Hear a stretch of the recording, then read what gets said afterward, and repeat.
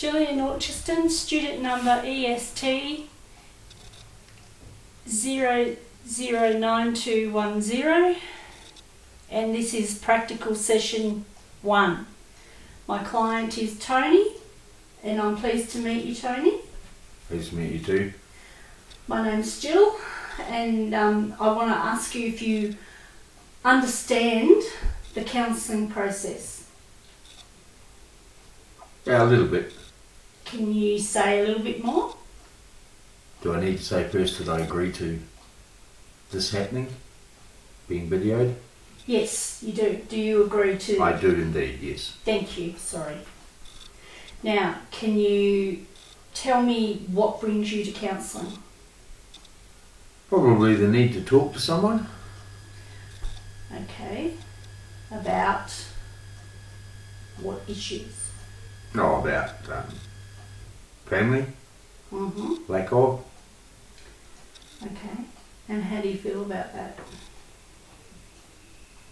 Well, I'm not getting any younger, and yeah, I just need to get a few things off my chest maybe, and perhaps get you to help me with understanding what I might be able to do to rectify the situation. We can do that. Talk about things as we go along further. So what in particular are you concerned about? Well, I have 2 children that I haven't had any contact with for a long time. Okay, and do they live in nearby or? No, actually they live quite a long way away. Right. So you're feeling that because you live far away from them, you can't see them on a regular basis?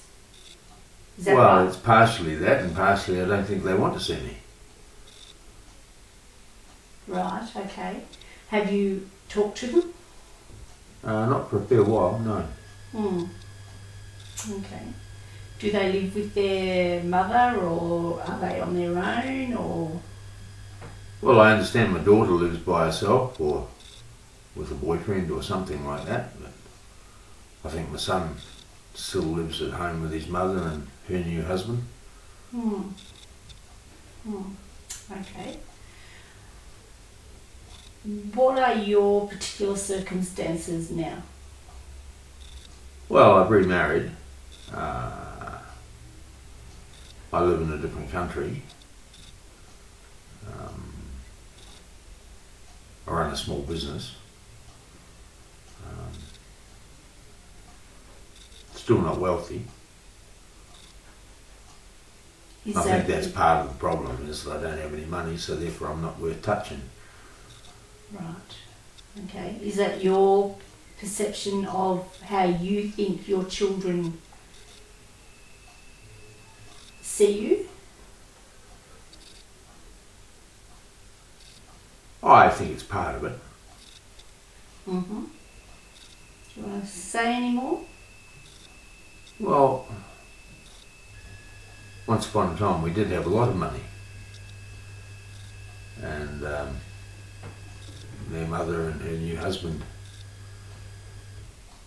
also have a lot of money. So does that make you feel less of a parent or more of a parent in your current circumstances? Well, I don't know that. I mean, the fact of being a parent is long gone. I mean, they're well and truly grown up. I mean, one's approaching 40 and the other's mid-30s, so. So how long has it been since you've seen them?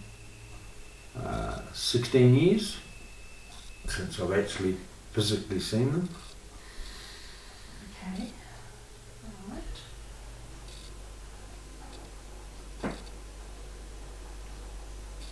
So it's been a while since you've seen them. How would they react if you were to visit them now? Oh gosh, I don't know.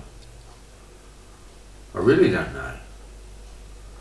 The older one, my daughter's a bit of a nutter. I wouldn't expect her to react very well. Son, maybe, I don't know. Last time I spoke to him on the phone, he was all right, but that was going back 10 or a dozen years too. Mm-hmm.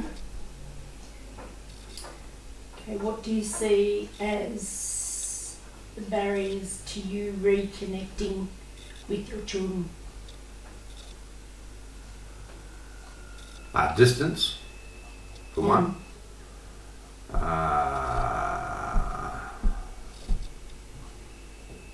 And maybe they don't want to see me. And how would that make you feel? I'm not getting any younger, so I don't know. I sort of like to catch up with them as well, more like friends than anything else, but we're not even that. How would you describe your relationship with your children? With my daughter, not good. With my son, yeah, okay. You know, last time I spoke with him, I said, look, I've stuffed up pretty bad, and he said, yeah, Dad, you did. So, he was pretty blunt and to the point. At least that's an opening for communication, though. Yeah, well, I suppose he knows how to contact me. He's been told how to contact me by my friends that know him, and one of them sometimes works with him. Mm-hmm.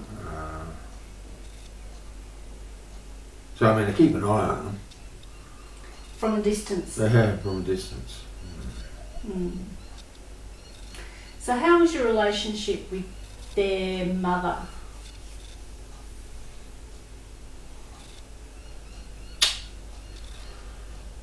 Oh, pretty good for a number of years. And then as I progressed forward and she wanted to stay put and didn't want to go out, didn't want to socialise, and I was always out doing things and at conferences and meetings and everything else, and sort of started going pear-shaped, and I couldn't be bothered, couldn't see myself spending the rest of my life with her. Mm-hmm. So I did what I thought was the right thing at the time, and got a divorce. Wow. In hindsight, probably not the right thing to do, but I mean, she did nothing wrong. I was at fault completely, but I just couldn't see myself spending the rest of my life in an unhappy relationship. Mm-hmm. Now, do you realise these sessions are confidential? Right. To a point where if I think that you are going to self-harm yourself or others, I have to let the authorities know. Right. If I'm ordered by a court at any stage to hand over your files, then I have to do that.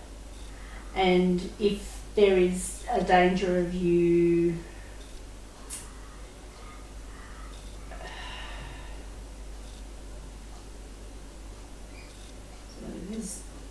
if I think you're in danger of self-harm to yourself or others, I have to let the proper authorities know.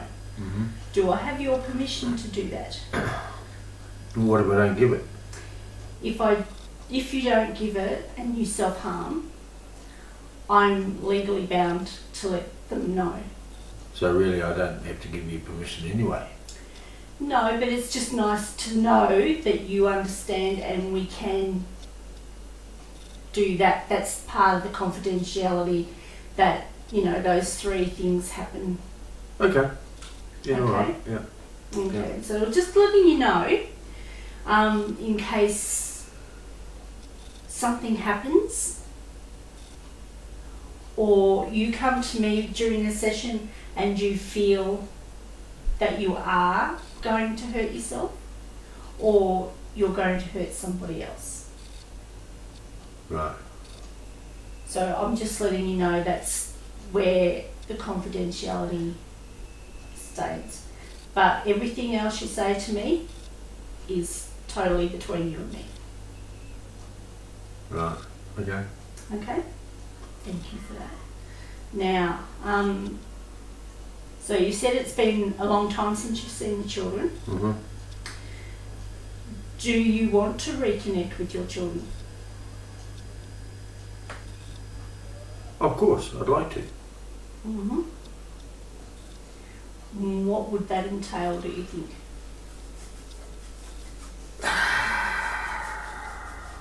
Well, I'd have to go to them. They wouldn't come to me. Mm-hmm.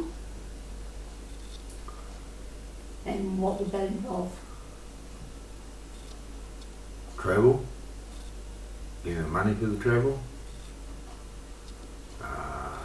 Plucking up the courage to go and see them. Basing whatever sort of ballyhoo would happen. Mm-hmm.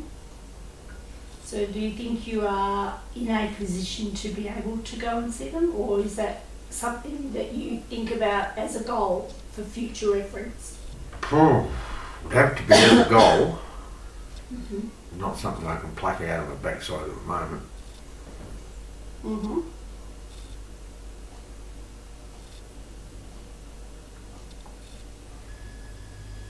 Really. Okay, so we can look at maybe in the future setting a goal that you will be able to save some money and get all your things organised to go and see them. Mm-hmm. We can talk about how we're going to do that later in further sessions. Okay. Okay. Is there any other concerns that you have that you would like to talk about?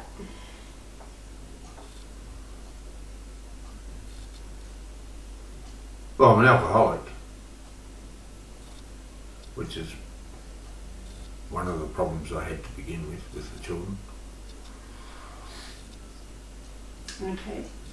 And that, how's that affected your future relationships and your relationship with their mother? Well, I mean, I never beat her up or belted her or did anything like that. I just wasn't home a lot. Mm-hmm. And do you still go out to drink, or do you drink at home, or? No, I drink at home now, Mm-hmm. primarily. Yeah. Okay. Helps me forget. So you're using alcohol as a crutch, basically. I think every alcoholic does, don't they? Not every alcoholic, but some do. Right. Helps me sleep. Don't have so many nightmares. Well, that's a good thing, isn't it? Yeah, but I don't drink, I have nightmares. Okay. So it's going from one extreme to the other. Possibly.